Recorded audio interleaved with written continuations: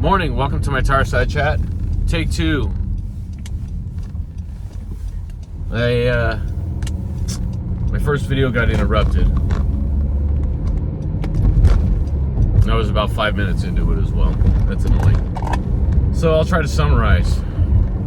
Yes, I'm making a video about cryptocurrency when I haven't made one in a while, and that probably goes for 1,000 other people on YouTube today. After the markets rebounded yesterday, Bitcoin broke above 92K from 85 only like 24 hours before. I think I haven't looked at the stock markets. I don't normally follow them that closely, but I think it's safe to say that Bitcoin has broken away from being paired with the stock market so much, which is huge and very bullish. Now, my other main point was that I had rearranged, so when everything started tanking in late January, I had rearranged my portfolio because I was very heavy into small and medium caps. Probably too heavy, and the traditional line of thinking is that, when the market recovers or when it pumps, is that, the money goes into the large caps first: Bitcoin, ETH, Solana, XRP, blah, blah, blah. And then the money trickles down from there. And so I had rearranged a lot of my portfolio around that theory. The problem was that, as we saw yesterday when everything bounced back, a lot of the altcoins rebounded significantly as or shortly after Bitcoin was. And so as an example, so some of the coins I followed and that I'm invested in, Turbo is up in the past 24 hours. I don't know, like it's 75%, because it went from 0.0030 yesterday morning to today. I think it's approaching half a cent. And then another one, Griffin, which is the Solana AI coin that I initially invested in. I think when it came out, was like last October or something.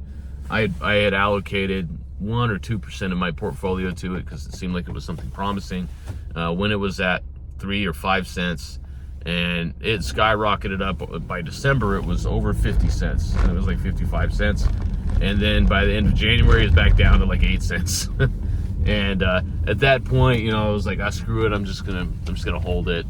And that in the past day is up like 60%. Arc Block, ABT, that one in the past day is up 60-80%. There's a number of them going down my watch list that are up 25-50% or more, all at the same time that Bitcoin is up 10%.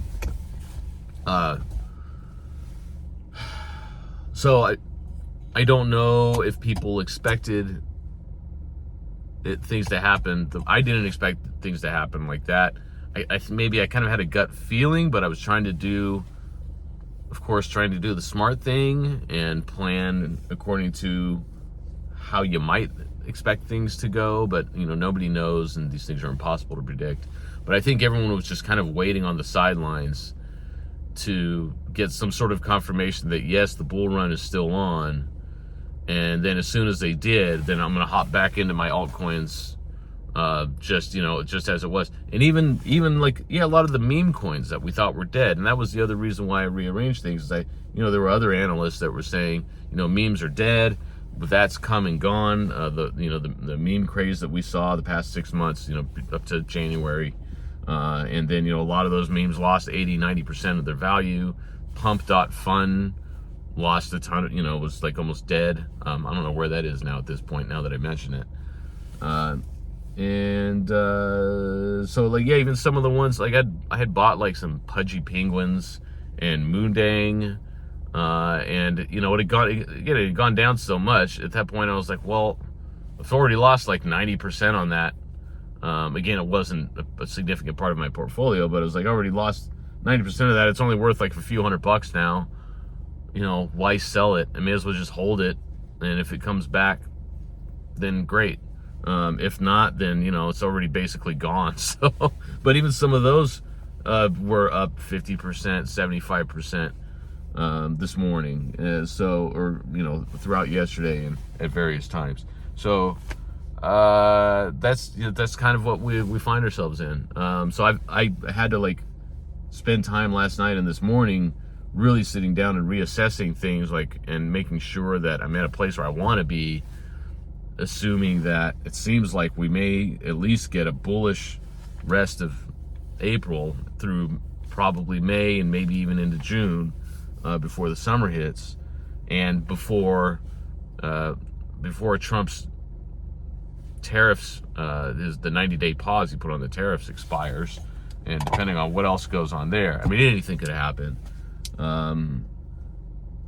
But it may very well be that Bitcoin and cryptocurrency is seen as a what's the word I'm looking for? Not a reserve, but a safe space for people to park their money, while U.S. Treasury bonds, if those tank, and other things in the economy, if the stocks are down, and investors are looking for a place to put their money, I don't know. Yeah, there's so many other macro factors that are going to affect a lot of things, and there's so many reasons why it's more impossible to predict than it might have been even in 2021 when we were at a similar state. This bull run is very different, and the Trump administration has a lot to do with that. The divergence of Bitcoin from the stock market, another thing to be said around that. So the news this week was that Trump wants to fire Jerome Powell at the Federal Reserve. And that was very bearish for the stock markets when that news came out Monday morning and the markets opened. The reason being, and so a lot of these crypto groups that I follow, or there's one that I was in that I was paying to be in, that I finally canceled my membership because everyone in there was so pro-Trump, and they're just screaming it all the time, and I just couldn't stand being around. And I would try to express my opinion, and I would just get booed. Mostly, there were a couple people in there that verbally would agree with me, or were cool about it. At least some people were not. And I think a lot of other people just sat on the sidelines and was just reading the back and forth. But in groups like that, they're like, oh yeah, if Trump would just get rid of Jerome Powell and put his own goon in his place, then we could get interest rates lowered, and that would help crypto to boom even more. The problem with that is that, at least for the rest of the markets, is it just shows, I mean, the fact that the Fed is independent from the executive branch of government is a good thing for the economy in general. And we don't want it so that, I mean, even if you think that's bullish for the crypto markets, I wouldn't want that, because it means the rest of the economy is in big trouble. We can't have someone who's basically a king that gets to tell the Federal Reserve, okay, print more money now, or lower inflation, or lower interest rates now. The Federal Reserve needs to be independent. And Jerome Powell is in a tough spot. And also the second point being that even if Trump were to fire Jerome Powell, he still has the rest of the board of the Federal Reserve that is the same line of thinking as Powell. And just because he's the head, I guess Trump would have to fire the whole board and replace all of them.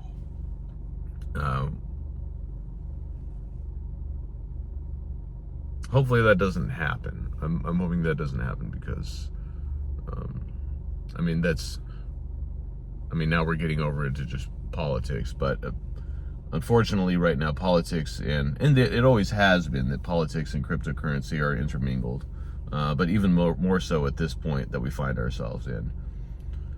So all that being said, I'm at work now. It's 7:15. I'm thirsty. By the way, again, my sponsor, I wish that these guys would sponsor me. Nixie, I go through like 6 of these a day. This lime ginger, this is my favorite. So refreshing. It's just water, really, sparkling water. Okay. Well, my hope is at this point, I've had to take some, I'll finish by saying this. There's some lessons learned from these past 4 or 5 months. That is, I did not take enough profits in December when I was way up and should have. So I'm trying to plan at this point. We need to plan for different outcomes over the next couple of months. It could very well be that we see a nice run here in the rest of April and through May, maybe into June. We need to start looking at, okay, at which point when my portfolio gets to a certain value, when am I going to take profits and where am I going to take them from? And I have to remind myself not to be too greedy. I thought I was not being greedy in December and early January. But at that time, we also thought, oh yeah, Trump's going to get into office. Everybody thought Trump's going to get into office and the markets are just going to continue to fly. And there's no reason why, and there's a number of reasons why, and we could go into why everything happened the way that it did. In hindsight, it's really easy to see. And that's been talked about to death. But it's important to plan for different scenarios and be realistic about it.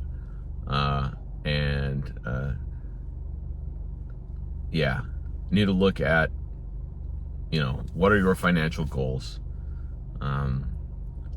Depending on how well we do in the next 4 to 6 weeks, at which points are you going to take profits and sell some of that crypto off? And my goals are not as lofty as they were back in December. I will say that. I've had to lower my expectations so that I'm quite a bit more conservative. And when I hit certain marks, I need to decide, we have to decide based on, okay, when my portfolio gets to this amount, I should if I take out 10%, in the real world, what am I going to do with that amount of money? Say that's, $20,000, $20,000, or maybe it's $1,000, depending on what, where you're at. What is that really going to help me with in my life? And what, I have a checklist, what box is that going to check? Because we may have this next 4 to 6 weeks of a bull run, I'm hoping.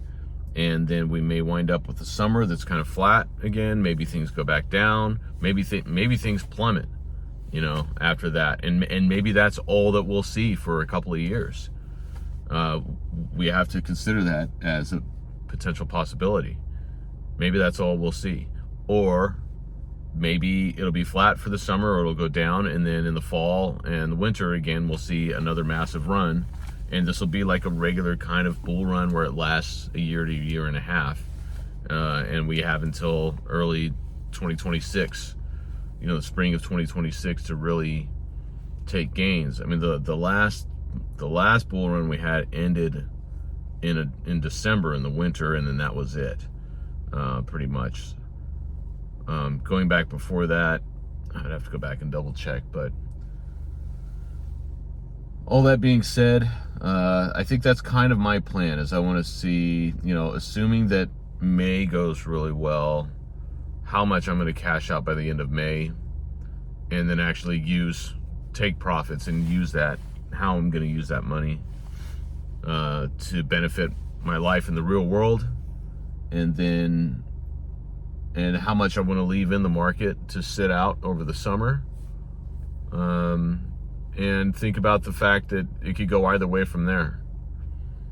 And plan accordingly. And that's all you can do, is just plan for different scenarios and do what's right for you. So that's where we're at. Thanks for talking to me this morning, or listening to me flap my gums. Anyways, you can talk at the screen all you want. I can't hear you. I'm gonna head into work and get a paycheck for the time being. Doesn't look like I'm retiring anytime soon, so I'll be here managing networks and all that stuff. Ta-ta for now.